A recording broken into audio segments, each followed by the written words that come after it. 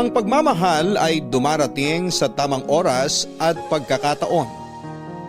Minsan, tinatanong pa natin ang ating sarili na bakit hinayaan muna tayo ng Diyos na magkamali ng paulit-ulit at mapunta sa maling tao ng ilang beses.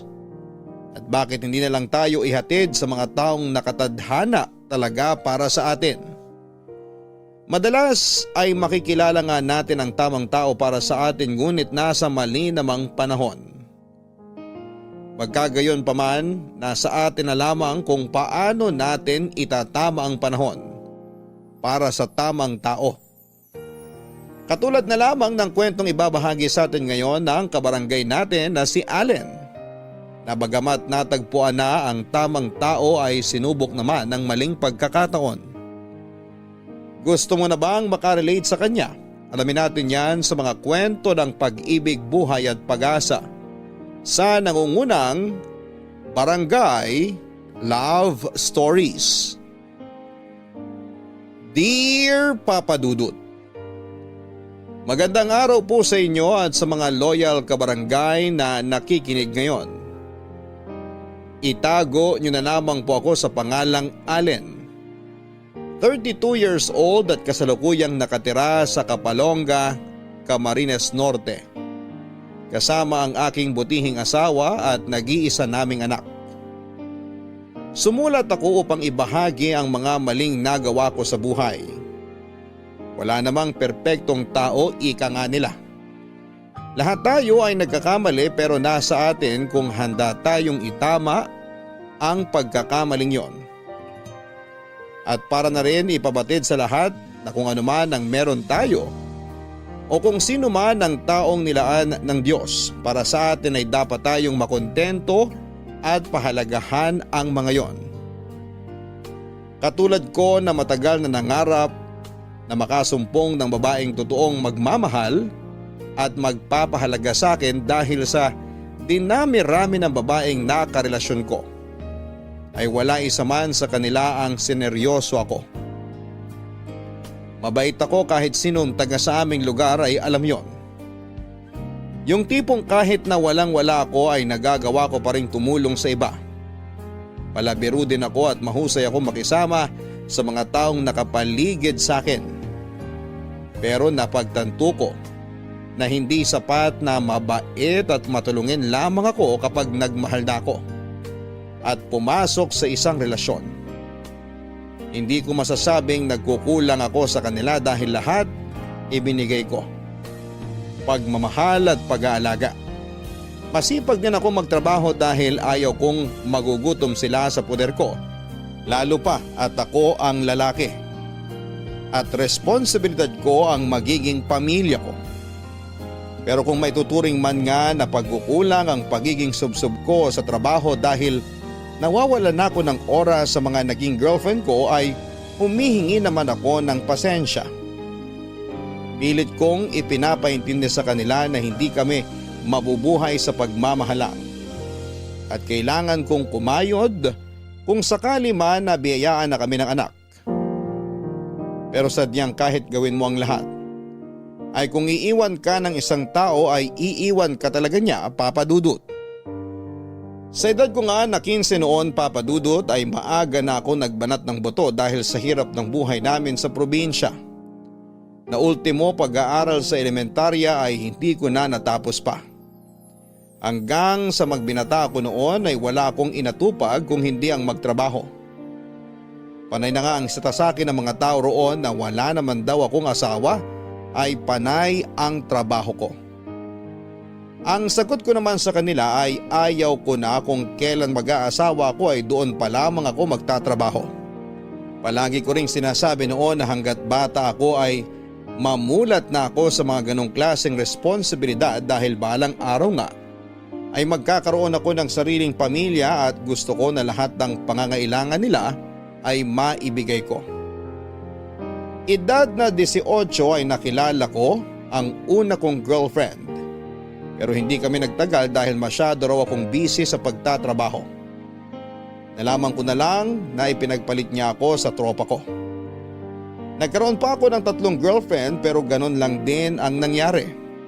Ipinagpalit ako sa ibang lalaki dahil lang masyado akong busy sa trabaho na kung tutuusin ay para rin naman sa amin ang ginagawa ko dahil hindi naman pwedeng lagi nga kaming magkasama pero gutom naman kami. Hanggang sa nakilala ko si Lenny sa trabaho ko nang lumuwas ako sa Laguna. Ang akala ko ay makakatuluyan ko na siya hanggang dulo dahil sa lahat ng naging girlfriend ko ay siya ang bukod tanging nagtagal sa akin. Nung una ay wala namang problema dahil pareho naman kami ng pinapasukang kumpanya, magkasama kami sa trabaho. Magkasama pa kami sa bahay nila sa Laguna. Magkasundo kami sa maraming bagay at para na talaga kaming mag-asawa. Pero hindi nagtagal ay nalaman kong napakasilosa niya at kahit wala naman akong ginagawang masama ay nagagalit siya sa akin o kaya ay aawayin na lamang niya ako bigla. Papa Dudut, hindi naman kasi sa pagmamayabang ay marami talagang babae ang napapalapit sa akin dahil medyo gwapo ako at nakakatuwa raw akong kausap. Masyado kasing malawak ang sense of humor ko, Papa Dudut. Marami akong biro na talaga namang nakakatawa. Pero yun lang naman yun dahil kahit kailan ay hindi ko naisip magloko, lalo pa nga at alam ko ang pakiramdam ng lokohin at iwanan. Umili nga ako noon sa Diyos na sana ay si Lenny na talaga ang makakatuluyan ko at makakasama ko hanggang sa pagtanda ko.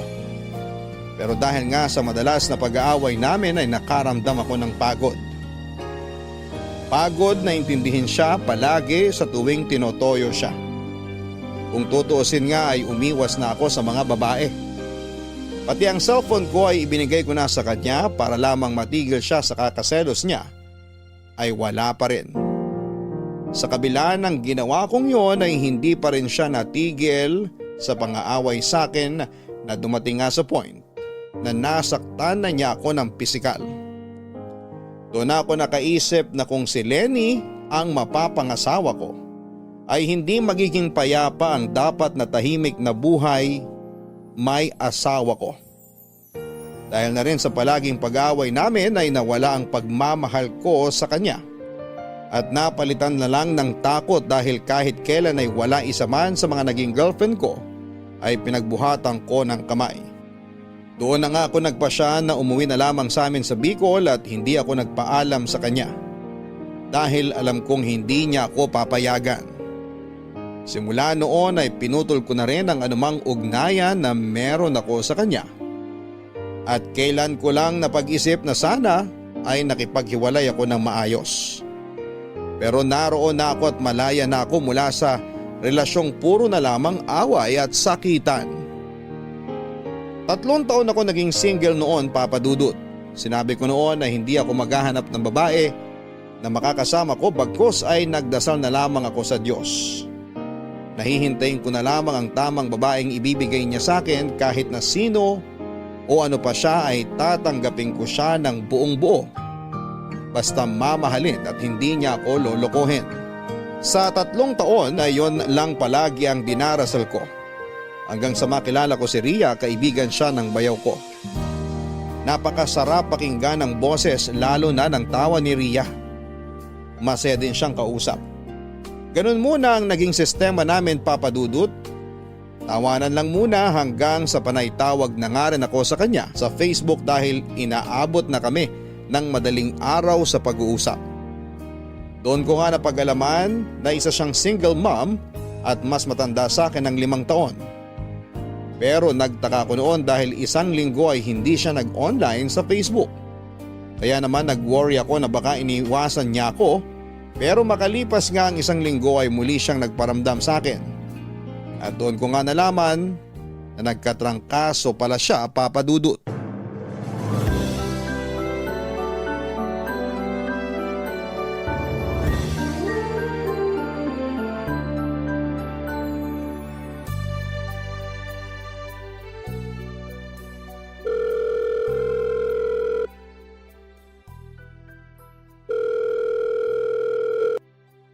O Allen, napatawag ka.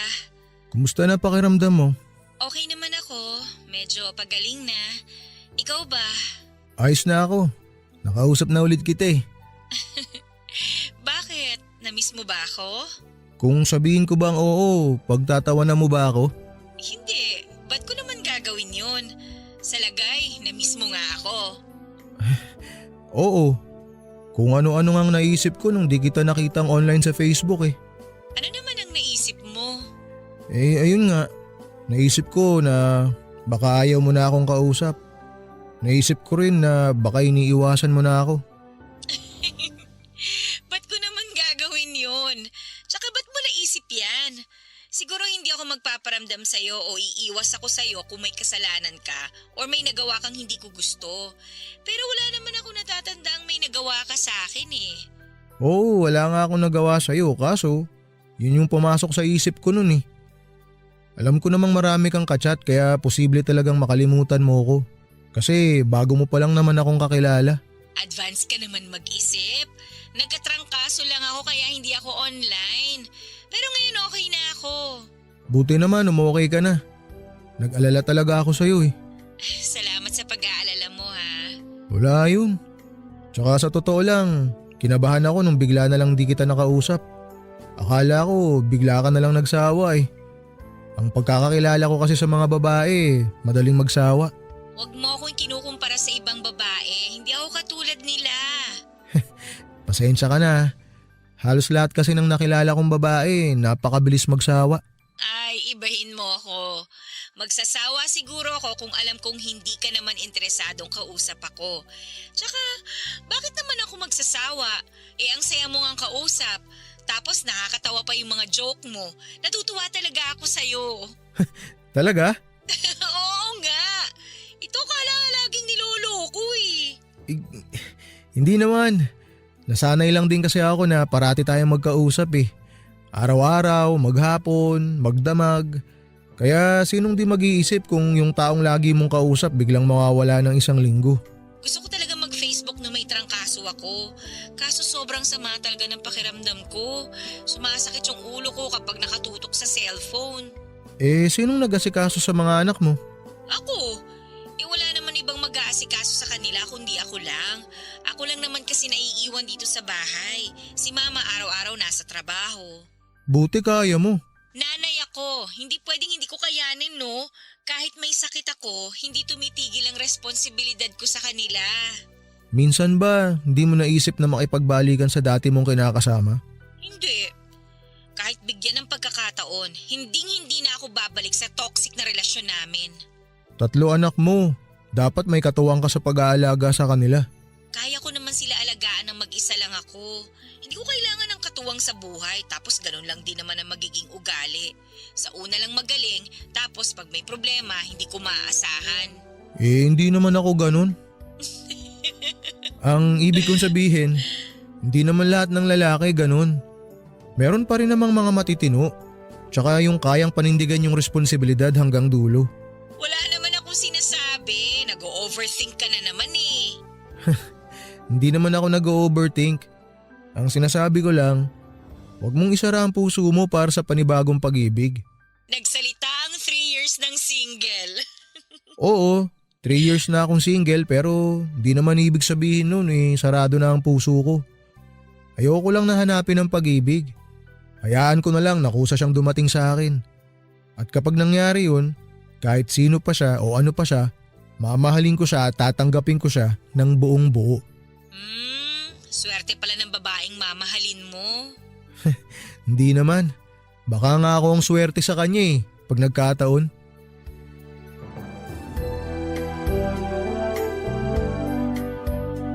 Papadudot makalipas nga ang halos 2 linggo ng gabi-gabi naming pag-uusap ay pakiramdam ko na hindi na lamang simpleng pagkawili kay Ria ang nararamdaman ko.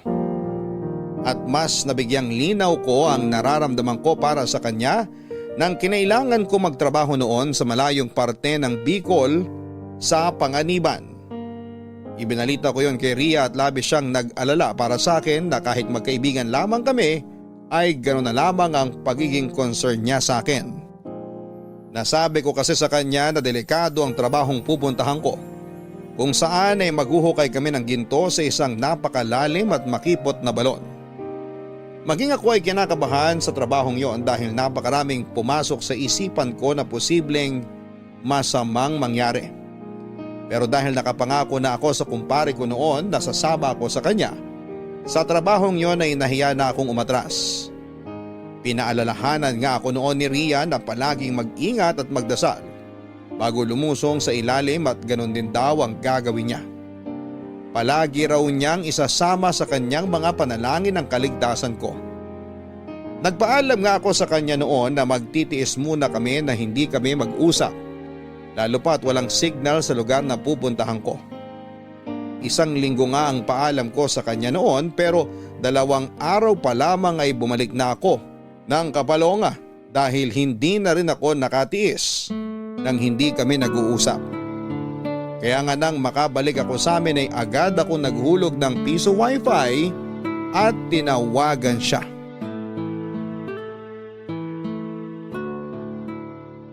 Oh, akala ko kung sinong tumatawag. Ikaw pala. Di ba nasa Panganiban ka? Umuwi na ako. Bakit? May nangyari ba? Kumusta ka naman doon? Nakakainis yung mga kasama ko dun eh. Ako nasa ilalim nagtatrabaho tapos sila aabutan ko natutulog lang. Ay bakit naman ganun? Hindi naman patas yun. Pare-pareho lang naman kayo nagtatrabaho doon, di ba? Yun na nga. Kaya nga ako naiinis eh. O paano na yan? Wala ka ng trabaho. Marami naman akong trabaho na pwedeng pasukan. Di naman ako mababakante eh. Pwede naman ako magtrabaho sa nyugan ni Papa. Sa bagay. Maigi na rin yan kasi delikado rin naman yung trabaho mo sa Panganiban. At least ngayon, hindi na ako masyadong mag-aalala kung ayos ka lang ba doon o hindi. Tsaka di lang naman yun ang dahilan. Namimiss na kasi kita eh. Hindi ako mapakali doon. Lagi kitang naiisip eh. Hala? Hindi nga. Seryoso ako. Maya't maya talaga naiisip kita. Iniisip ko kung gising ka na ba, nagkape ka na ba, o kaya kumain ka na ba. Iba na yan ha, Allen. Hala ka. Ewan ko nga eh. Hindi ko kaya na masyado tayo matagal na hindi nagkakausap. Kung sa bagay, kahit naman ako, hindi ko rin kaya. Ewan ko rin ba kung bakit? Alam mo ba, bago ako umalis papuntang Panganiban, nung sinabi mo sa akin na wag na lang akong tumuloy dahil delikado, tumaba puso ko nun. Kasi ramdam ko na sobrang nag-aalala ka para sa akin. Kahit na hindi naman tayo magkaano-ano. Hindi ka naman na ibang tao sa akin eh. Kaibigan na ang turing ko sa'yo. Ay, maiba ako. May itatanong pala ako sa'yo. Matagal ko na rin kasing gustong itanong sa'yo ito eh. Ano ba yon? Kung sakali na gusto mong mag-asawa ulit, ano bang hinahanap mo sa isang lalaki? Ba't mo naman naitanong yan? Wala naman. Gusto ko lang malaman. Pero kung ayaw mo namang sabihin, okay lang din. Wala naman akong sinabing ayokong sagutin. Okay lang naman. Napaisip lang ako kung bakit mo naitanong. Curious lang ako. Nabanggit mo kasi sa akin na may mga nanliligaw sa'yo pero wala isa man sa kanila ang nagustuhan mo. Sa totoo lang, wala na talaga akong balak mag-asawa eh. Kasi gusto ko mag-focus sa mga anak ko. Hindi na rin ako bumabata. 35 na ako. Kung sakali nga lang naman, ano bang hinahanap mo sa isang lalaki? Ay nako, di yung simple lang. Gusto ko yung madiskarte at may pangarap sa buhay. Yung mamahalin ako ng buong buo, tsaka hindi ako sasaktan. Tsaka syempre tanggap niya dapat yung mga anak ko. Nasa akin lahat ng katangian na yan. Oh, ba't ka natawa? Ayoko na mas bata sa akin. Ray, bakit ka naman ganyan? Nasa akin naman talaga lahat ng katangian na hinahanap mo eh. Tsaka di naman na ako bata. 30 na ako. Bata pa ba yun sa tingin mo? 5 taon nang tanda ako sa'yo eh. Kaya mas bata ka pa rin sa akin. Ayoko magmukhang sugar mommy ha. Di ka naman ganun katanda. Tsaka edad lang naman yan. Basta ang gusto ko, yung lalaki na mas matanda kaysa sa akin.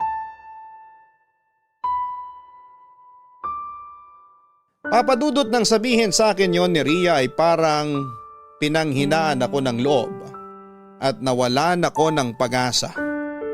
Hindi ako nakaimik na mga oras na yon kasi nasa akin nga lahat ng katangian na hinahanap niya sa isang lalaki. Pero ang malaking problema naman ay bata ako ng 5 taon sa kanya. Ramdam ko ang diin nang sabihin niyang ayaw niya sa mas bata sa kanya. Pero kung tutuusin nga ay hindi naman ako bata dahil 30 anyos na ako ng panahong yon, habang siya naman ay 35 na. Bala ko na sanang itigil kung ano man ang nararamdaman ko para kay Ria, pero habang tumatagal pa kaming magkausap ay mas lalong lumalalim ang nararamdaman ko para sa kanya.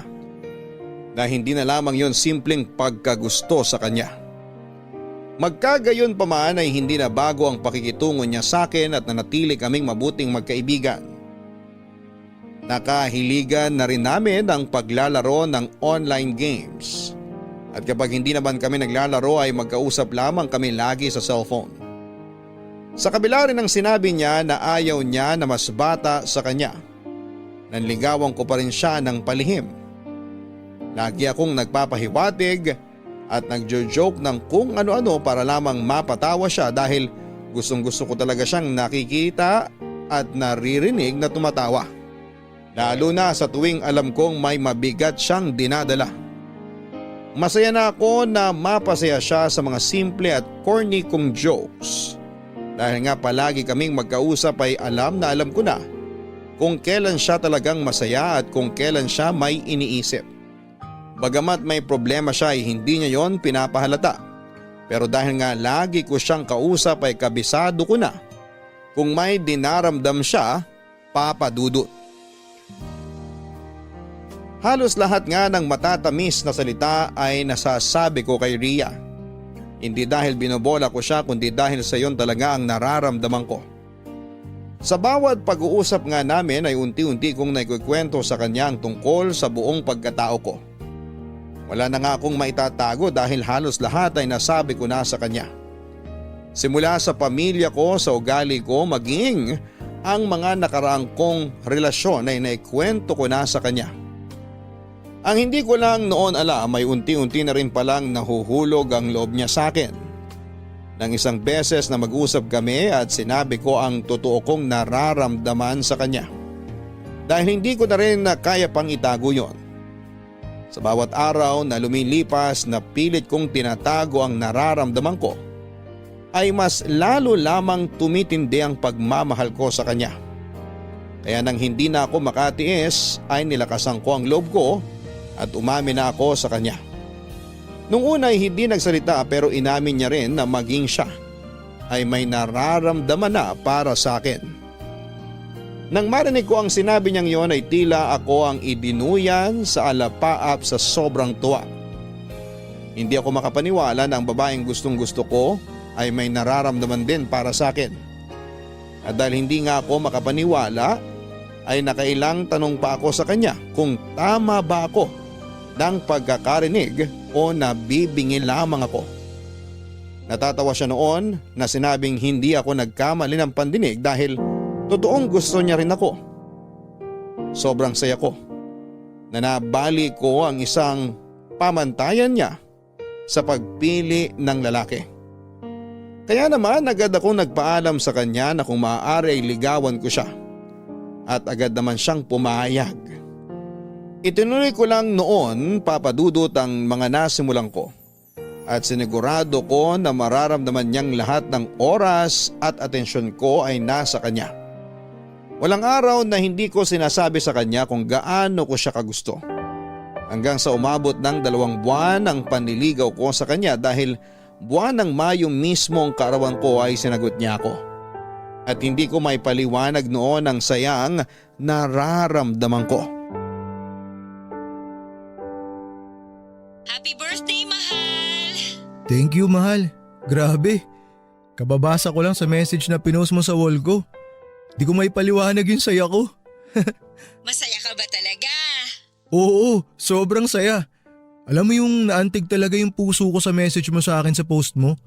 Di ko alam na may tinatago ka palang ganun. Bakit ka naman naaantig? Wala lang. Ako kasi lagi yung nagpapakilig sa'yo eh. Ngayon ako naman yung kilig na kilig. Hindi naman ako manhid na tao. Hindi ako showy pero mahal na mahal na mahal na mahal talaga kita. Hindi ko man laging masabi sa'yo kung gaano kita kamahal pero ipinaparamdam ko naman yun sa'yo. Oo, ramdam na ramdam ko nga. Lagi mo akong inaalala tsaka iniintindi. Kahit malayo tayo sa isa't isa, pinaparamdam mo sa akin na nasa malapit ka lang. Lagi ka nag-e-effort kahit na sobrang busy mo sa mga ginagawa mo, lalo na sa mga anak mo. Samantalang ako, oras at pagmamahal lang sa ngayon ang kaya kong ibigay sa'yo. Sobrang sapat na para sa akin ang mga yon. Kaya wag mong nilalanglang yung oras at pagmamahal na sinasabi mo. Kasi napakasaya ko na sa dalawang bagay na yan. Maraming salamat, mahal ha. Pangako, hinding-hindi talaga kita sasaktan at lolokohin. Masyado kitang mahal para gawin yun eh. Hinding-hindi ko sasayangin lahat ng effort mo para sa akin. Mamahalin kita at aalagaan ko kayo ng mga bata. Sige, panghahawakan ko yung sinabi mo ha. Oo, mahal, panghawakan mo. Magtiwala ka lang sa akin. Pero, totoo ba yung nabasa ko dun? Na sinasagot mo na ako? Oo, ayaw mo ba? Anong ayaw? Siyempre, gustong gusto ko. Napakagandang regalo nito sa akin. Ikaw at ang matamis mong oo. Bolero. La, hindi ako bolero. Pero mahal, gusto ko sana na sabihin mo sa akin dito sa tawag na sinasagot mo na talaga ako. Ganon? Oo. Ano? Tayo na ba talaga? Okay, sige na nga. Allen? Oo. Sinasagot na kita. Girlfriend mo na ako. Yun! Grabe talaga yung saya ko ngayon. Salamat, mahal. Hinding-hindi ka talaga magsisisi na sinagot mo ako. Oo, alam ko. Pero happy birthday ulit, mahal. Ay, happy talaga. Di ko nga maipaliwanag yung saya ko eh. Masaya ako na masaya ka. Mahal na mahal talaga kita, Ria. Ako rin. Mahal na mahal kita. Kahit anong mangyari, hinding-hindi magbabago yun. Lalo naman ako. Hinding-hindi kita iiwan kasi ikaw nga yung pinangarap ko na di ko hinanap eh. Pero kusa kong natanggap. Ayan, dyan ako nahulog sa mga matatamis na salitang yan eh. Nahanda naman akong panindigan. Mag-iipon lang ako. Tapos pupuntahan kita dyan sa inyo. Gusto na rin kita makita tsaka mayakap ng personal eh. Walang problema. Open kang pumunta dito anytime. Kilala ka naman ng pamilya ko. Gusto ka rin naman nila makilala ng personal. Hayaan mo, mahal. Haharap ako sa pamilya mo. Hihingin ko na rin sa kanila ang kamay mo.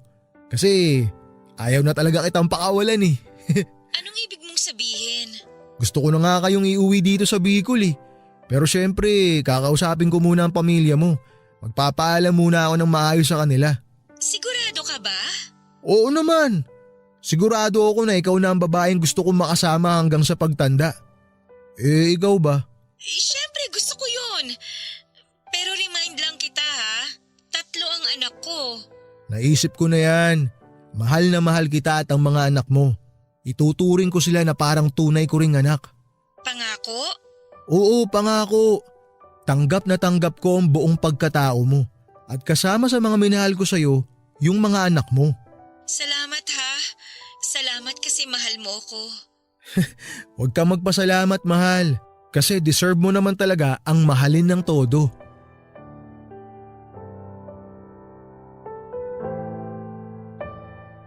Papadudot naging maayos at payapa ang unang 2 buwan ng pagiging magkasintahan namin. Masaya kami at nagkakaintindihan sa lahat ng bagay. Nagpapasalamat nga ako sa Diyos na ibinigay siya sa akin dahil napakabait niya at maunawain. Yung tipong kahit minsan ay napakahirap kong intindihin ay hindi niya ako sinukuan. Si Ria din yung tipo na maalalahanin at napakalawak ng pangunawa. Kaya nga kung sakaling magkaroon kami ng hindi pagkakaintindihan ay agad namin yung naayos. Dahil hindi siya yung kagaya ng ibang babae na kapag galit ang partner nila ay sasabayan pa nila. Samantalang si Ria ay malumanay akong kakausapin at tatanungin kung ano ang problema at kung may mga bagay ba akong ayaw. Napakaswerte ko kung tutuusin kay Ria dahil sa lahat ng nakarelasyon ko ay siya lang ang nagpapahalaga at umiintindi sa akin ng ganon. Siya lahat ang nakagagawa ng mga bagay na hinahanap ko sa isang babae. Pero ang akala ko noon at tahimik na relasyon namin ay nagulo ng umeksena ang dating kinakasama ni Ria at nakiusap sa kanya na magkabalikan sila. Sa totoo lang ay natakot ako ng husto dahil alam kong wala akong laban kung sakali. Sinungalang ba ako kumpara sa dati nitong partner? Siyang unang minahal ni Ria bago ako at mas malala pa nga dahil may mga anak silang nag-uugnay sa kanila. Pero nawala lahat ng pag-aalala ko nang ako ang piliin ni Ria at pinatunayan niya sa akin kung gaano niya ako kamahal. Malabo na nga rin daw na bumalik pa siya sa dating partner dahil napaka-toxic daw ng relasyon nila. Walang araw na hindi sila nag-aaway at bukod doon ay nananakit umano ang dati nitong partner kapag nalalasing. Sinabi pa niya sa akin na ako na ang lalaking nagmamay-ari ng puso niya. Lalo ko siyang minahal dahil doon at kasama sa mga minahal ko sa kanya ay ang mga anak niyang itinuring ko na ring para ko ng mga anak. Lumipas pa ang mga maraming buwan ay nanatili kaming matatag sa kabila ng napakaraming balakid sa relasyon namin. Hanggang sa napagpasyahan ko na nga na iuwi na sila sa amin sa Bicol para personal na makilala na siya ng pamilya ko. Wala namang naging problema dahil botong-boto sa kanya ang nanay ko. Ang nanay ko pa nga mismo ang nagsabi noon na ingatan ko si Ria at mahalin dahil alam niya at nakikita niya na tunay ang pagmamahal nito sa akin. Wala raw siyang pakialam sa kung ano ang nakaraan ni Ria dahil ang tanging mahalaga lang daw sa kanya ay ang malamang hindi ako sasaktan at lolokohin ng babaeng napili kong mahalin. Sa pagtira nga namin sa Bicol ay naging masaya kami bilang isang buong pamilya. Pero ang akala kong tahimik na buhay namin ay nagulo sa pagbalik ng ex-girlfriend ko na si Lenny mula sa ibang bansa. Nakiusap siya sa akin noon na magkita kami dahil nasa Bicol daw siya. Para sa isang trabaho at total ay malapit lang yon sa amin ay gusto raw niya na makapag-usap kami kagaya ng dati. Naisip ko naman na magkakakumustahan lamang kami kaya naman agad akong pumunta ng bayan kung nasaan si Lenny at nagtagpo kami sa isang coffee shop doon. Hindi na ako nagawalang magpaalam noon kay Ria dahil alam kong hindi niya magugustuhan. At ayaw ko rin naman na pagmulan yon ng away namin. Allen! Dito! Lenny, kanina ka pa? Di naman, halos kararating ko lang. Upo ka. Salamat. Kailan ka pa nakabalik? Mga 2 weeks na. May mga kailangan lang akong asikasuhin kaya ako nandito. At syempre, gusto rin kitang makita. Ang hiyang mo sa ibang bansa ah. Gumanda ka lalo. Wala ka pa rin pinagbago. Bolero ka pa rin. Nagsasabi lang naman ako ng totoo. Nakailang babae ka na kaya sa mga salita mong yan? Para mo namang sinabing babaero ako. Di naman. Kaya lang ang bilis kasi ma-fall ng mga babae sa'yo eh. Isa lang naman ang naging babae ko pagkatapos mo. Oh? Kumusta naman? Kayo pa rin ba? Oo, kami pa rin. Katunayan nga, nagsasama na kami. Talaga? Saan? Dito? Oo, dito. Nakatira siya sa amin. Botong-boto nga sa kanya mga magulang ko eh. Wow! Samantalang ako noon, hindi mo man lang naiharap sa pamilya mo. Hindi ko tuloy sila nakilala. Nakaraan na yun. Ayoko nang balikan. Eh ikaw ba? Kumusta? Nasaan asawa mo? Nako, hiwalay na kami. Di ba kasal kayo nun? Oo. Ay, teka nga. Ba't ba parang ang dami mong alam tungkol sa buhay ko sa ibang bansa? Nakuwento lang sa akin ng mga tropa natin sa Laguna. Kachat ko sila nung minsan. Pero alam mo, ayoko nang tumira dun. Ayaw mo na bang bumalik sa Laguna? Oo, ayoko na. Wala naman akong gagawin dun eh. Andito ang asawa at mga anak ko. Di ko sila pwedeng iwan dito. Anak? Ilan na ba ang anak mo? 3, puro lalaki. Ah, gano'n na ba kayo katagal ng asawa mo? 5 months. 5 months? Teka, 3 na ang anak nyo? Bale, single mom siya. May 3 anak sila nung una niyang kinakasama. Ha? Ano ba naman yun? Nagpakatatay ka sa mga batang hindi mo naman anak? No offense ha? Pero sigurado ka ba na willing kang maging tatay ng mga batang hindi mo naman kaano-ano? Lenny, kung may sasabihin kang hindi maganda, huwag mo na lang ituloy. Ay, wala namang masama sa sinabi ko. Buti sana kung isa lang ang aakuin mo. Pero 3? Ano? Ikaw lahat susuporta doon? Natural. Siya yung babaeng pinili ko eh. Kaya kung sino man ang mahalaga sa kanya, mahalaga rin sa akin. Mamahalin ko rin. Tanggap ko buong pagkatao niya, maging yung nakaraan niya. Ang swerte naman pala niya. Ako ang swerte sa kanya kasi lahat ng hinahanap ko sa isang babae, nasa kanya na. As in lahat? Oo, lahat. Sa dinami-dami ng babae, bakit sa single mom ka nagkagusto? Bakit? May problema ba kung single mom yung nagustuhan ko? Wala naman ako nakikitang problema dun ah. Nasa kanya na lahat ng hinahanap ko sa isang babae. Okay, sige. Wala na akong sinabi. Ang akin lang, nagpapaalala lang naman ako. Ayoko lang makarinig ng hindi maganda tungkol sa kanya. Okay, sorry. Ayos na yon, huwag mo nang isipin.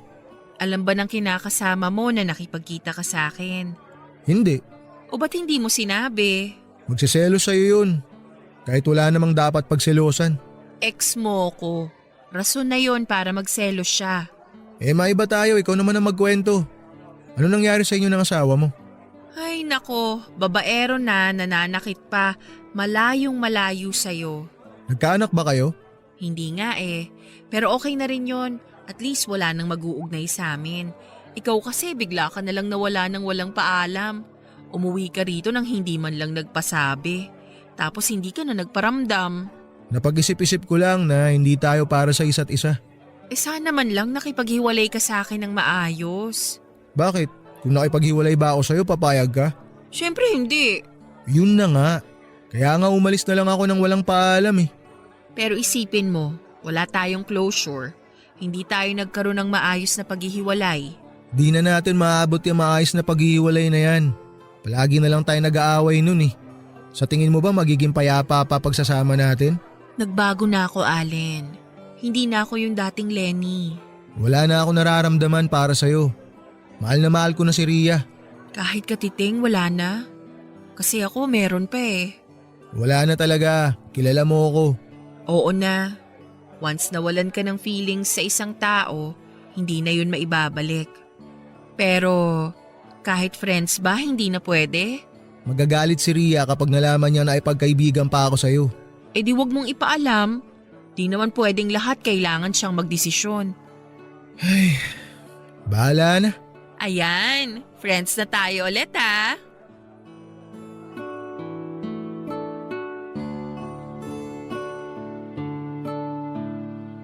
Papadudot, one woman nga ako at tapat ako kay Ria. Pero hindi ko magawang ikwento sa kanya ang tungkol sa pagkakaroon namin ulit ng koneksyon ng ex kong si Lenny. Gustong gusto ko namang sabihin sa kanya pero hindi ko alam kung paano niya tatanggapin yon. Lalo pa nga at alam ko kung gaano siya ka-insecure sa mga naging ex ko.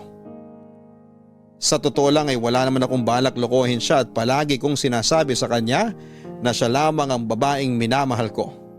At hindi ako maghahanap ng iba. Wala na rin naman akong nararamdaman kahit na kaunti sa mga naging ex ko. Dahil parte na lamang sila ng nakaraan ko. Ang kaso lang sa amin ni Lenny ay napakarami naming pinagsamahan kaya gusto kong maging magkaibigan kami ulit.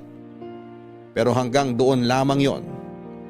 Ilang buwan nga na naging ganon ang setup namin ni Lenny.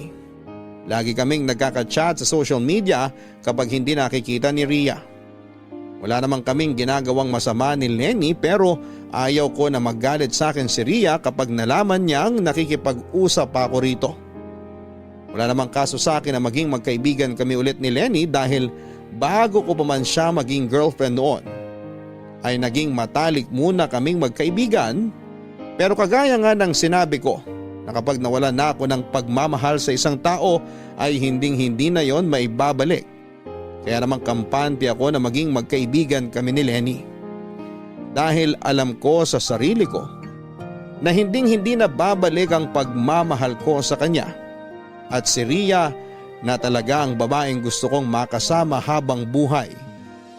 Naghahanap lang talaga ako ng tiyempo kung paano sasabihin sa kanya nang hindi siya magagalit ng husto. Nagpatuloy nga ang lihim na pagkakaibigan namin noon ni Lenny. Palagi kaming magka-chat at nagkwekwentuhan ng kung ano-ano lamang. Madalas naman ay binubuksan niya ang topic sa ginawa kong pag-iwan sa kanya at ang mga nakaraan namin bilang magkasintahan. Tinatawanan ko na lamang ang mga yon dahil parte na lamang yon ang nakaraan namin, pero para sa kanya ay hindi naman daw talaga kami naghiwalay. Nawala naman daw kaming closure, pero nilinaw ko sa kanya na tapos na ang anumang meron sa amin noon at humingi din ako ng pasensya sa ginawa kong pag-iwan sa kanya nang walang paalam. Napatawad naman raw niya ako at tanggap niya na hindi talaga kami ang para sa isa't isa. Ang akala ko pa noon ay maayos na ang lahat dahil kahit kailan ay hindi naghinala sa akin si Rhea. Ni minsan ay hindi ito nakialam sa mga personal account ko. Hindi katulad ng mga naging ex-girlfriend ko. Pero sadyang napakalakas ng pakiramdam ng isang babae at napatunayan ko yon nang isang araw ay kumprontahin ako ni Rhea at nagsimulang magtanong ng kung ano-anong may kinalaman sa mga ex ko.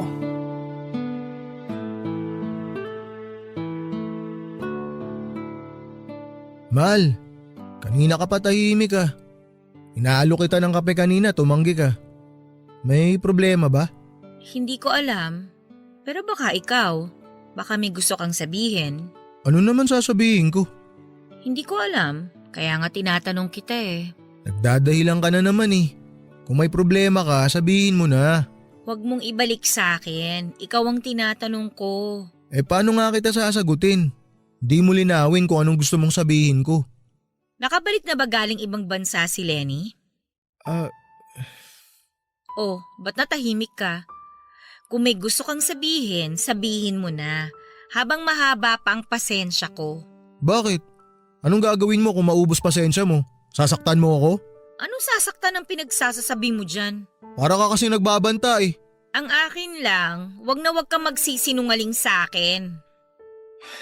May ano eh.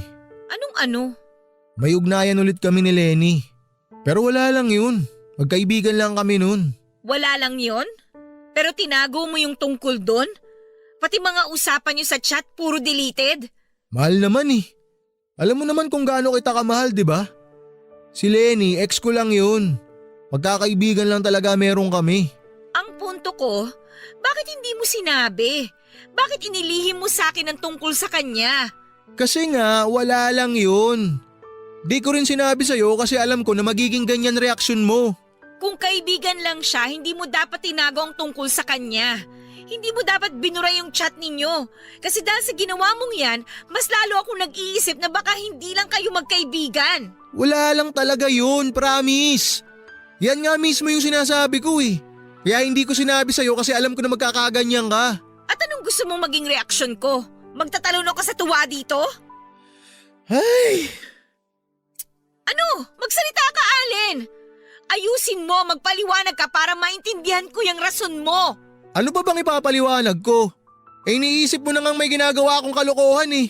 Sa ginagawa mo nga kasi, hindi ko mapigilang mag-isip. Alam mong ayaw ko nang nakikipag-usap ka pa sa kahit na kanino sa mga ex mo, pero ginawa mo pa rin. Ex na nga, di ba?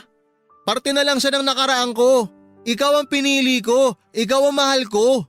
Mahal mo ko, pero nagawa mo maglihim sa akin. Gano'ng katagal na kayong nag-uusap? Kailan mo balak sabihin sa akin, ha? O mas tamang itanong ko kung may balak ka bang sabihin sa akin yon? Bahala ka, Rhea. Isipin mo na gusto mong isipin. Ayoko na magpaliwanag. Ngayon ikaw pa ang galit? Ba't parang kasalanan ko pa na nagagalit ako ngayon? Eh pinangungunahan ka na naman kasi ng iniisip mo eh. Kaya nga pinagpapaliwanag kita, di ba? Kasi gusto kong intindihin yung sitwasyon. Bahala ka nga sa buhay mo. Sinabi ko na nga sa'yong wala lang yun eh. Pero pinipilit mo na meron kaming ginagawang masama. Para tuloy sinasabi mo sa akin na gawin ko na para magkatotoo yung hinala mo. Ano? Naririnig mo ba yung mga sinasabi mo? Oo, naririnig ko. Puro ka kasi selos tsaka hinala. Eh ano pang silbi ng pagiging matino ko kung lagi ka namang ganyan? Eh di para mo na rin sinabi sa akin na gawin ko na lang kung ano man yung iniisip mo. Hindi ko alam kung bakit ganyan ka magsalita. Ang tagal na natin magkasama pero ngayon hindi na kita nakikilala. Ibang-iba ka sa Allen na nakilala ko. Ako pa rin to. Walang nagbago. Nakakapagod lang magpaliwanag sa'yo. Okay, bibigyan kita ng space para mag-isip. Babalik na muna kami sa Rizal ng mga bata. Gusto ko rin mag-isip kung ano bang klaseng pag-intindi pa ang gagawin ko sa'yo. Pero hindi ibig sabihin ito iiwan na kita ha. Gusto ko lang maisip mo kung saan ka nagkamali.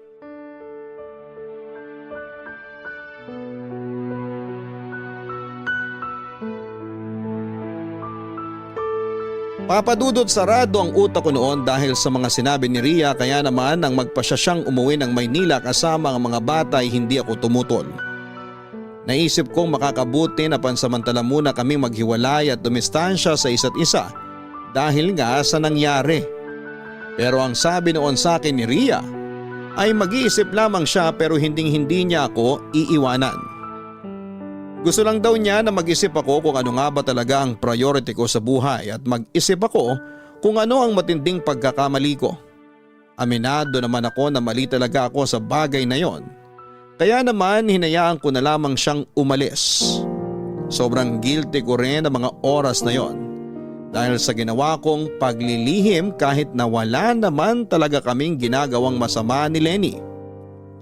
Naisip ko rin noon na hindi ako ang tamang lalaki para sa kanya at deserve niya ng lalaking hindi katulad ko. Lumipas ang mga buwan ay hindi ko siya ginulo. Hindi ko siya tinawagan o chinatman lang at ganon din naman siya sa akin. Kahit kumustahan ay wala. Naisip ko rin noon na baka nakapag-isip na si Ria na hindi talaga ako ang lalaking gusto niyang makasama habang buhay. Papadudot nagpatuloy pa rin ang ugnayan naming dalawa ni Lenny hanggang sasabihin niya sa akin na total ay pareho na kaming single ay bakit hindi na lamang kami magkabalikan. Lalo pa nga at one-sided lang ang paghiwalay namin noon. Nung una ay nagdalawang isip ako dahil mahal ko pa rin si Ria. Kaya lang ay napaisip ako na baka may bagong lalaki nang nagpapasaya dito at gumagawa ng mga bagay na hindi ko nagagawa. Kalaunan nga ay pumayag din ako sa gusto ni Lenny dahil gusto kong subukan kung kaya ko bang maibalik ang pagmamahal ko sa kanya. Isa pa ay matagal ko namang siyang kilala at malaki na rin naman daw ang pinagbago niya, hindi katulad noong dati. Naging girlfriend ko noon si Lenny nang hindi nalalaman ng pamilya ko. At nang ipakilala ko nga siya sa nanay at tatay ko ay ganoon na lamang ang pagkadismaya ni mama. Hindi raw niya gusto si Lenny para sa akin lalo pa nga at ramdam niya ang hindi magiging mabuting asawa sa akin si Lenny. Hindi tinago ni mama ang pagkadisgusto niya kay Lenny. Sinabi pa nga noon ni mama kaharap si Lenny na maayos na ang lagay ko kay Ria pero hinayaan ko lang daw na masira ang relasyon namin. Hindi naman ako kumibo dahil tama lahat ng sinabi niya. At nang magmano nga noon si Lenny kay mama ay hindi ito tinanggap ni mama. Pero sa kabila nga ng pagtutol noon ni mama ay ibinahay ko pa rin si Lenny. Kaya lang ay naging mailap na noon sa akin si mama at ayaw akong kausapin. Ang habilin lang niya sa akin noon ay hindi siya makikialam. Pero anumang tulong daw ay wala akong matatanggap mula sa kanila dahil ayaw nilang suportahan ang kamalian at katangahan ko. Kaya naman nagsumikap ako noon sa pagtatrabaho para matustusan ang pangangailangan namin ni Lenny sa araw-araw. Umukod kami at nagsolo at lumipas ang ilang buwan ay unti-unting bumabalik ang mga dating pangit na ugali ni Lenny na siyang kabaligtaran ng ugali ni Ria. Labis ang pagsisisi ko noon nang mapagtanto ko kung gaano ako katanga na pinakawalan ko ang nag-iisang babaeng umiintindi at nagmamahal sa akin ng totoo.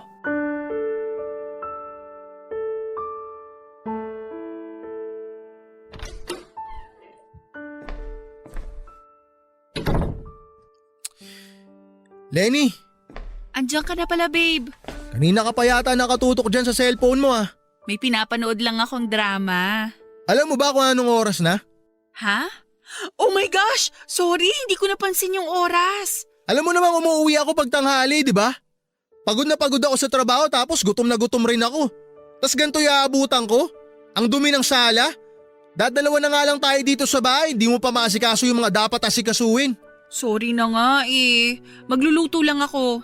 Wag na! Bibili na lang ako ng tinapay sa tindahan. Magluluto na nga ako, di ba? Bakit nagagalit ka pa? Anong gusto mong maramdaman ko? Hoy Allen, hindi ako sumama sa'yo para gawin mong katulong. Kung bakit ba naman kasi hindi ka pa bumili ng kalan at LPG para hindi ko na kailangan magpaningas ng kahoy para lang makapagluto. Alam mong hirap na hirap ako magluto sa kahoy eh. Kung nahihirapan ka na, di umalis ka. Yan ang hirap sa'yo eh. Kapag may problema, konting away, hiwalay agad ang nasa isip mo. Hindi mo man lang sikaping ayusin. Ako lang ba? Ikaw nga eh. Wala ka ring pinagbago. Tamad ka na nga, reklamador ka pa. Kung ano ka nung una kitang nakilala, ganun ka pa rin. Hindi ka marunong mag-asikaso sa bahay, lalong-lalo na ng kinakasama. Aba, ako lang ba ang nagkukulang sa relasyong to? May mga pagkukulang ka rin sa akin, baka nakakalimutan mo. Ni hindi mo man lang nga ako matitigan ng matagal, hindi mo ako mayakap o kaya mahalikan. Magkatabi nga tayong matulog pero lagi ka namang nakatalikod. Simula nung nagkabalikan tayo, kahit isang beses hindi mo ako ginalaw. Ikaw lang naman to nagpupumilit na magkabalikan tayong dalawa eh, di ba? Ginawa ko yung parte ko na maging mabuti at responsableng partner sa'yo. Pero hindi ko maatim sa sarili ko na yumakap sa ibang babae maliban kay Ria. Hayop ka? Ano lang pala ako rito? Hindi ko alam. Ikaw kasi tong pilit na sinisiksik ang sarili mo sa akin eh. Kahit alam mong wala naman na ako nararamdaman para sa'yo. Siguro kung talaga nagpakita ka sa akin ng effort na pinapahalagahan mo ko at inaalagaan, baka sakaling paunti-unti bumalik yung nararamdaman ko para sa'yo eh. Pero napag-isip-isip ko na lahat. Nagkamali ako nung binalikan kita. Napag-isip-isip ko rin na hanggat si Ria ang mahal ko, hindi ako magmamahal ng iba. Lalong-lalo na ng katulad mo. Ibang klase ka? Galing pa talaga sa'yo yung mga salitang yan? Mahal mo pala eh, bakit hinayaan mong umalis? Bakit mo hinayaang mawala sa'yo? Tatanga-tanga ka pala eh. Oo, ang laki kong tanga. Aminado ako doon. Sising-sisi ako na hinayaan ko masira ang relasyon namin dahil sa'yo. Dahil sa katangahan ko. Ang tanga ko rin kasi nakipagbalikan pa ako sa'yo. Kahit hindi naman kita talaga mahal. Mananatili kang miserable, Allen. Tandaan mo yan. Lahat ng babaeng mamahalin mo, iiwan ka. Isa na doon ang pinakamamahal mong si Ria. Baka nga ipinagpalit ka na nun eh. Tumigil ka na! Ang mabuti pa tapusin na talaga natin to. Wala namang kapupuntahan tong walang kwentang relasyon na to eh. Sige, matapang ka ha? Sa tingin mo ba makakahanap ka pa ng babaeng totoong magmamahal sa'yo? Hindi na, Allen. Yung babaeng yon, hinayaan mo na mawala sa'yo. Kaya hindi mo pwedeng isisi sa akin ang pagiging miserable mo. Kasalanan mo lahat to. Isipin mo na lang na isa akong pagsubok na dumating sa buhay niyong dalawa ni Ria. Si Ria, lumaban. Pero ikaw, hindi. Kaya wala kang ibang pwedeng sisihin kundi ang sarili mo.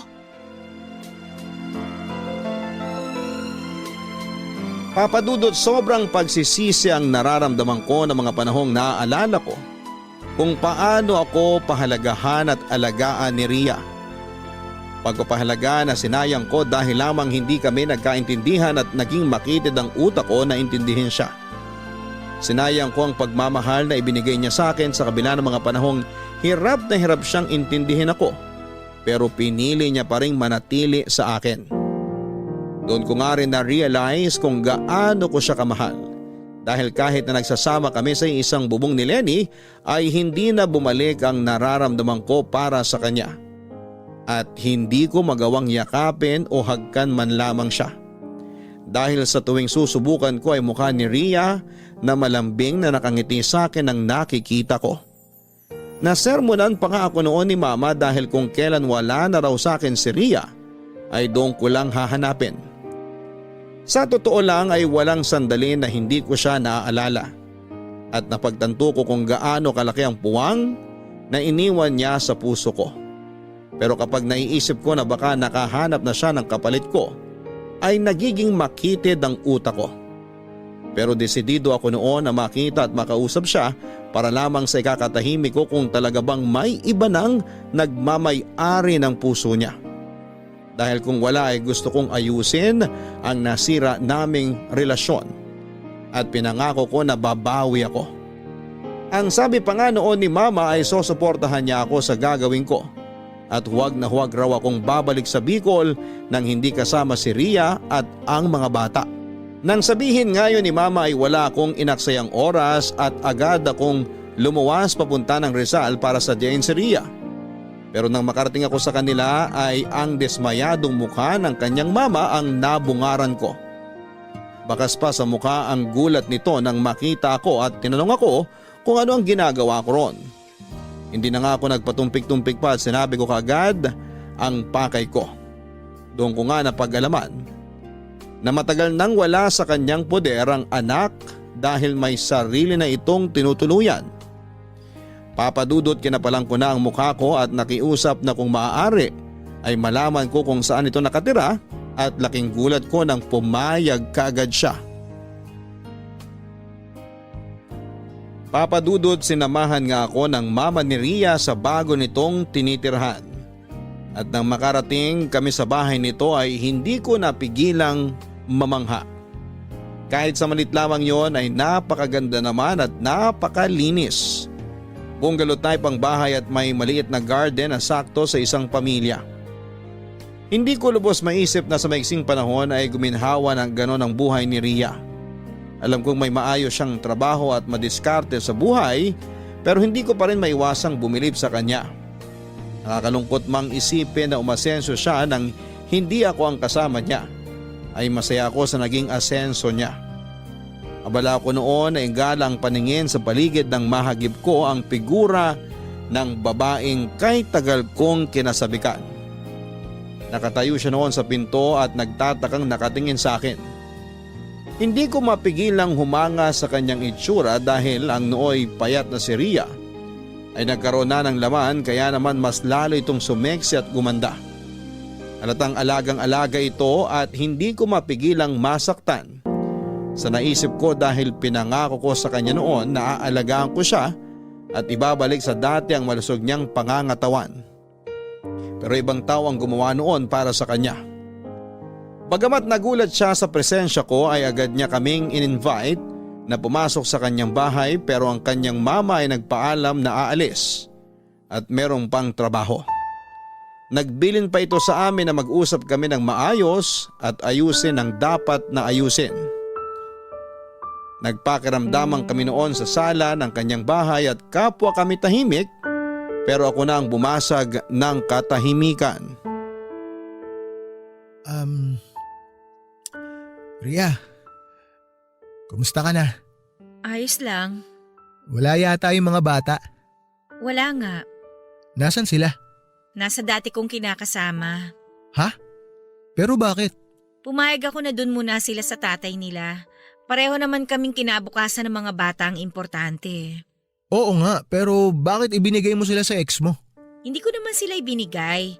Nangako naman siya sa akin na hindi niya pababayaan ang mga anak ko. Gaano katagal na sila wala sa poder mo? Ilang buwan pa lang naman. Matapos ko silang ihatid sa ex ko, inasikaso ko na mga dapat kong asikasuhin para sa pag-aaral ko. Tinatapos ko yung mga dapat kong tapusin para makagraduate ako ng college. Sayang din kasi. Mabuti naman at natutupad mo na pa isa-isa yung mga gusto mo sa buhay. Hindi lang naman para sa akin to. Para din to sa mga anak ko. Kaya nga. Pero paano usapan nyo sa mga bata? Pag wala akong pasok, dinadalaw ko sila. Hindi ko sila mahiram kasi 2 araw lang naman akong walang pasok eh. Sinong kasama mo rito sa bahay? Wala, ako lang. Maiba nga pala ako. Kumusta kayo ni Lenny? Bale… Okay lang kung ayaw mong sabihin. Natanong ko lang naman. Hindi, ayos lang. Bigla lang ako nahiya. Wala na kami ni Lenny. Sobrang sising-sising nga ako sa nagawa ko eh. Nagsisisi ako na hinayaan kitang umalis nung araw na yun. Hindi kita pinigilan. Pero naging kayo ni Lenny. Ibinahay mo pang araw eh. Oo, naging kami. Tsaka tama ka, nagsama rin kami. Kasi akala ko kayang burahin ni Lenny yung nararamdaman ko para sa'yo eh. Pero nagkamali ako. Ganun ka kagalit sa akin para hilingin na mawala yung nararamdaman mo para sa akin? Hindi, Ria. Naisip ko kasi noon na wala na akong mukhang iaharap sa'yo pagkatapos ng ginawa ko. Naisip ko kung anong klaseng lalaki ako kasi sinaktan kita ng todo. Nangako ako na hindi kita sasaktan. Nangako rin ako na hindi kita bibitawan pero nagpalamon ako sa pride tsaka sa ego ko eh. Pumasok ako sa buhay mo tapos ginulo ko lang. Hindi ko na panindigan yung pangako ko sa'yo. Ay. Paulit-ulit kong sinasabi sa'yo noon na parte ng pagmamahal ang makaramdam ka ng sakit sa kalooban mo. Normal sa isang relasyon na magkaroon ng hindi pagkakaunawaan. Siguro nga kasalanan ko kung bakit tayo nagkaganon. Kasi wala naman akong ginawa kundi magselos, maghinala. Baka nga nasa akin talaga yung problema. Hindi Ria. Huwag mong sabihin yan. Wala kang kasalanan. Ako ang dapat sisihin sa nangyari. Pinairal ko kasi yung katangahan ko eh, kaya tayo umabot sa ganito. Ako yung problema. Siguro tama nga yung sinabi ng mga ex ko na ako lagi ang may problema kasi ang hirap kong intindihin. Kailan ko ba'y pinaramdam sa'yo na mahirap kang intindihin? Sige, sabihin na nating mahirap kang ang intindihin. Sinukuan ba kita? Umalis lang ako nung araw na yon kasi pakiramdam ko nagsasawa ka na sa relasyon natin eh. Naisip ko na kaya ka nakipag-ugnayan ulit kay Lenny kasi sawa ka na. Hindi Ria. Sorry kung may mga nasabi ako pero maniwala ka man o sa hindi. Wala talaga ako nararamdaman ni katiting para kay Lenny. Sobrang tanga ko lang talaga. Kasi hinayaan kong mangyari yun. Ewan ko ba? Hinayaan kong maramdaman mo na hindi ka sapat para sa akin. Kaya Ria, sobrang humihingi ako ng tawad sa mga nagawa ko. Sising-sisi talaga ako. Halos itakwil nga ako ni Mama nung malaman niya na hiniwalayan kita. Nung malaman niya lahat ng mga ginawa ko sa'yo. Wala kang kasalanan. Ako talaga yung may problema. Tapos na yon, napatawad na kita. Hindi mo man lang ba ako susumbatan? Hindi ka man lang ba magagalit sa akin? Napatawad na nga kita, di ba? Tsaka kung magagalit ako sa'yo o susumbatan kita, may babalik ba nun o mabubura ba nun yung nangyari? Di ba hindi naman? Gusto ko lang ng peace of mind. At magagawa ko lang yun kapag inalis ko yung galit at hinanakit ko sa puso ko. Hindi ko alam kung anong katangahan ang sumapi sa akin para gawin ko sa iyo yun, Ria. Patawarin mo ako. Sobra-sobra yung pag-iintindi na ginagawa mo para sa akin. Kasi yun naman talagang dapat kong gawin eh. Pag mahal mo nga ang isang tao, iintindihin mo siya palagi. Pero nandun pa rin yung pagpapaintindi mo sa kanya kung may pagkakamali man siya. Give and take lang lagi sa isang relasyon, Allen. Tandaan mo yan, hindi mag-work ang isang relasyon kung hindi dalawa ang magpapatakbo. Ria, alam ko na iisipin mo na sobrang kapal ng mukha ko kapag tinanong ko pa to sa'yo. Pero gusto ko lang malaman kung may mahal ka na bang iba. Nakafocus ako sa pag-aaral ko at sa trabaho ko. Sa tingin mo may panahon pa ako para dyan? Yun pa rin ba ang trabaho mo? Oo, doon pa rin. Regular na ako tsaka may kontrata na rin ako for 4 years. Congrats! Masaya ako para sa'yo. Buti may sarili ka na ring bahay. Oo. Matagal ko nang pinag-iipunan to. Nagpursigi talaga ako na magtrabaho. Hanggang sa nakumpleto ko na lahat ng kailangan para makapag-loan ako. Para may patayo ko tong bahay. Masayang-masaya talaga ako para sa'yo. Salamat. Ikaw ba? Kumusta ka sa Bicol? Sa Batangas ako ngayon. Bumalik ako sa pagpapahinante. Wow, mabuti naman kung ganon. At least mas makakatulong ka sa pamilya mo. Oo. Tsaka gusto ko rin na bumawi sa tao na hanggang ngayon, mahal na mahal ko pa rin. Kung bibigyan ako ng pagkakataon. Kung gusto mong bumawi, gawin mo. Hindi yung puro salita.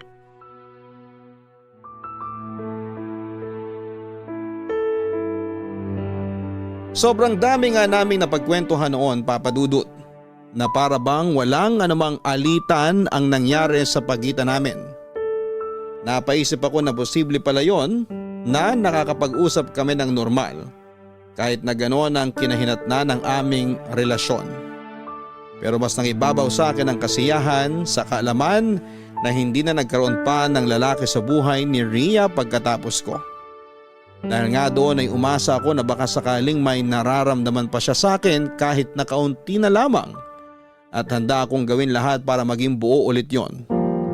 Napagdesisyonan ko noon na ligawan siya ulit at nakahanda akong gawin ang lahat ng paraan para bumalik ang tiwala niya sa akin.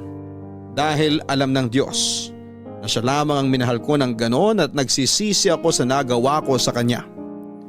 Alam din ng Diyos na kahit si Lenny ang kasama ko noon ay na kay Rhea naman ang puso't isipan ko. Naikwento nga niya sa akin na busy siya sa pagtatrabaho habang nag-aaral sa kursong HRM.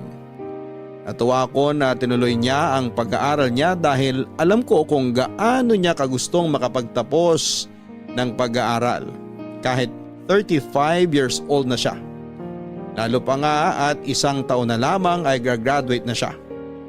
Ikinuwento niya rin kung paanong nagtrabaho siya sa gabi bilang isang freelance artist at sa umaga naman ay nag-aaral.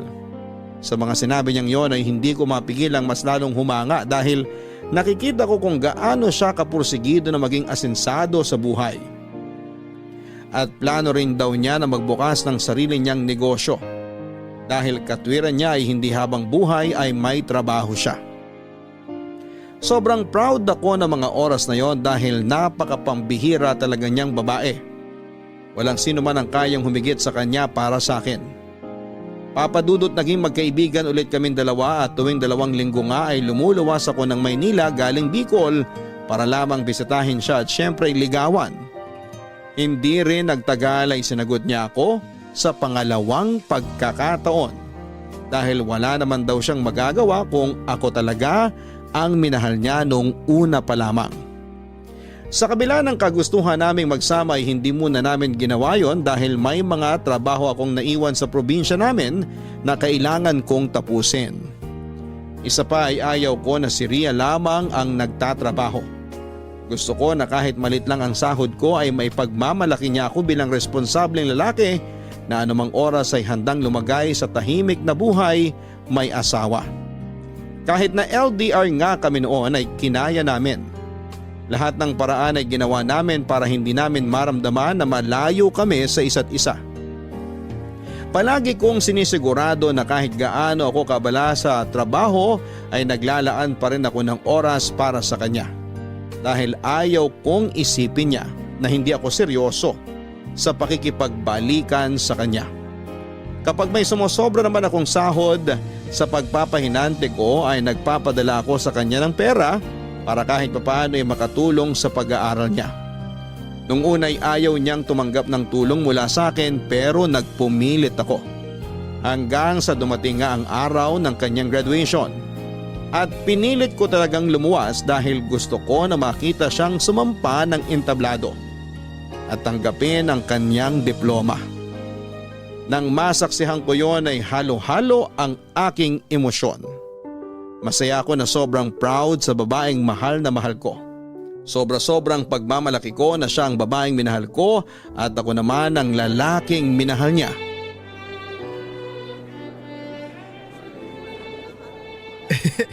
Congratulations, mahal! Thank you, mahal. Akala ko hindi ka makakarating eh. Pwede ba naman yun?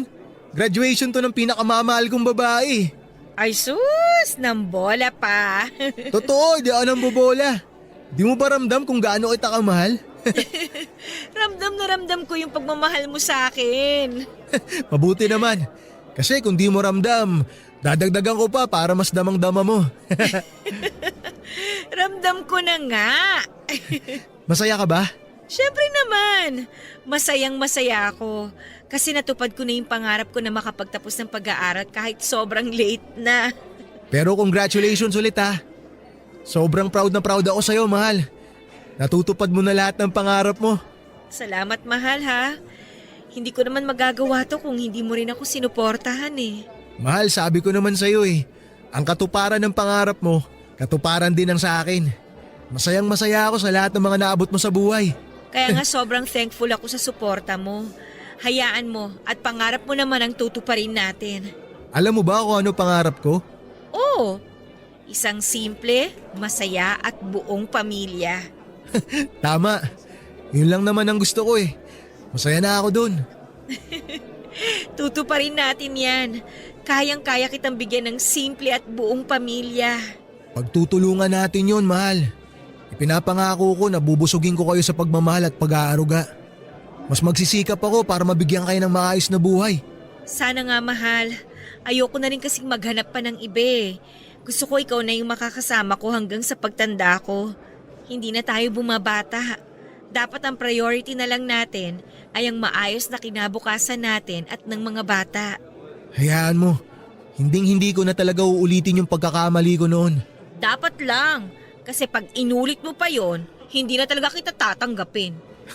Alam ko. At hindi ko nahahayaan na masira ng tuluyan ng relasyon natin, lalo na ngayon. Napakarami na nating planong binuo na magkasama. Kaya nga, lahat yun mangyayari. Sa hirap at ginhawa, magkasama tayo. Pangako, mahal. Mas iintindihin na kita ngayon. Mahal na mahal kita. Mas mahal kita. Naks! Nakakakilig ah. Ay, maiba ako. Ano na palang plano mo ngayon na nakagraduate ka na? Gusto ko sanang bumalik na sa Bicol kasama ka. Paano yung bahay mo rito? Bali magiging vacation house na lang natin yon kapag uuwi tayo rito. Mas maganda yung bahay mo dito kaysa sa bahay namin sa Bicol. Ano naman, ang importante, kasama kita. Pag nandun ka, magluluto ka ulit sa kahoy, mahal. Ay, walang problema sa akin yun, no? O kaya naman, bibili tayo ng kalan. Tsaka, namimiss ko na rin si na tita eh. O bakit tita na naman tawag mo sa kanya? Di ba nga dapat mama? Ay, oo nga pala. Di bale, bago kita ulit iuwi doon, ayusin ko muna yung bahay para maging komportable ka. Komportable naman ako kahit saan basta ikaw ang kasama ko. Uy, wag ganon. Pinapakilig mo naman ako eh. Totoo yun, no? Tsaka ano nga pala, mahal. Gusto ko magka-baby na tayo bago ako mag-40. Habulin natin. Ang saya ko siguro nun, mahal, pag nagka-baby na tayo. Naku, mahal. Baka mapunta lahat ng atensyon ko sa anak natin pag nagkataon. Ano naman? Ayos lang yon. At least sa anak naman natin. Mahirap kung sa iba mapunta ang atensyon mo, no? Siyempre, hindi mangyayari yan. Hatiin ko yung atensyon ko sa inyong mag-ina ko. Pantay ang magiging pagmamahal ko at atensyon ko sa inyo. Tsaka kahit naman magkaanak na tayo ng sarili, mamahalin ko pa rin ng buong buo yung mga anak mo. Pag nasa Bicol na tayo ulit, mahal, hiramin mo sila para masaya ha. The more the merrier nga, sabi nila. Oo, namimiss ko na rin nga sila eh. Pero lagi naman ako nag-video call sa kanila pag wala akong ginagawa. Bakasyon na nila, pwede ko na silang hiramin. Ayun naman pala eh. Tsaka namimiss na rin ni mama yung mga apo niya. O paano? Tara na? Saan tayo pupunta? Aba edi syempre magde-date. I-celebrate natin tong graduation mo. Ay, gusto ko yan. Parang gusto kong kumain ng spaghetti. Spaghetti? Sige ba, sagot ko. Kumain ka ng marami, mahal. Dahil happy graduation mo.